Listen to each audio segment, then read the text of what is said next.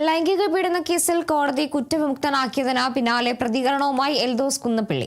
കുടുംബത്തോടും ഒപ്പമുണ്ടായിരുന്ന സുഹൃത്തുക്കളോടും പിന്തുണച്ച എല്ലാവരോടും നന്ദി അറിയിക്കുന്നതായും കോടതിയിലും നീതിന്യായ വ്യവസ്ഥയിലും തനിക്ക് പൂർണ്ണ വിശ്വാസം ഉണ്ടായിരുന്നുവെന്നും തുടക്കം മുതൽ തന്നെ കുറ്റവിമുക്തനാക്കുമെന്ന് പറഞ്ഞിരുന്ന ആളാണ് താനെന്നും എൽദോസ് കുന്നപ്പിള്ളി വ്യക്തമാക്കി. സ്ഥാനാർത്ഥിത്വവുമായി ബന്ധപ്പെട്ട വിഷയത്തിൽ പാർട്ടി തനിക്കെതിരെ അനീതി കാണിച്ചുവെന്ന് ഒരിക്കലും പറയില്ലെന്നും പാർട്ടി മാറി നിൽക്കാൻ ആവശ്യപ്പെട്ടപ്പോൾ അതിന് തയ്യാറായ ഉത്തരവാദിത്തമുള്ള പ്രവർത്തകനാണ് താനെന്നും എൽദോസ് പറഞ്ഞു.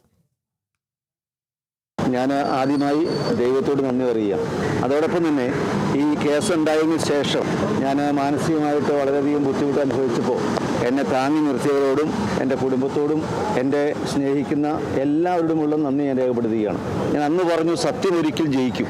അത് ബഹുമാനപ്പെട്ട കോടതിയിൽ എനിക്ക് വിശ്വാസമുണ്ട്, നീതിന്യായ വ്യവസ്ഥയിലും എനിക്ക് വിശ്വാസമുണ്ട്. അതുകൊണ്ട് ഈ കേസിൽ എന്നെ കുറ്റവിമുക്തനാക്കുമെന്ന് ആദ്യമേ പറഞ്ഞ ഒരാളാണ് ഞാൻ.